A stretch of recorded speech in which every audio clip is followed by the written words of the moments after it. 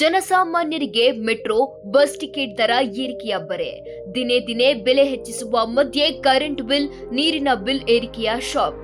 ಆದರೆ ಜನಪ್ರತಿನಿಧಿಗಳಿಗೆ ಸಂಬಳ ಏರಿಕೆಯ ಭರ್ಜರಿ ಗಿಫ್ಟ್ ಸಿಕ್ಕಿದೆ. ಸಿಎಂ ಸಿದ್ದರಾಮಯ್ಯ ಯುಗಾದಿ ಹಬ್ಬಕ್ಕೂ ಮುನ್ನ ತಮ್ಮ ಸಹೋದ್ಯೋಗಿಗಳು, ಶಾಸಕರು, ಸಭಾಪತಿ, ಸಭಾಧ್ಯಕ್ಷರಿಗೆ ಭರ್ಜರಿ ಗಿಫ್ಟ್ ಕೊಟ್ಟಿದ್ದಾರೆ. ನಾಳೆ ವಿಧಾನಸಭಾ ಅಧಿವೇಶನ ಅನಿರ್ದಿಷ್ಟಾವಧಿಗೆ ಮುಂದೂಡಿಕೆ ಆಗ್ತಿರುವ ಹಿನ್ನೆಲೆಯಲ್ಲಿ ಇಂದೇ ವೇತನ ಹೆಚ್ಚಿಸುವ ಆದೇಶಕ್ಕೆ ಅನುಮೋದನೆ ನೀಡಲಾಗಿದೆ.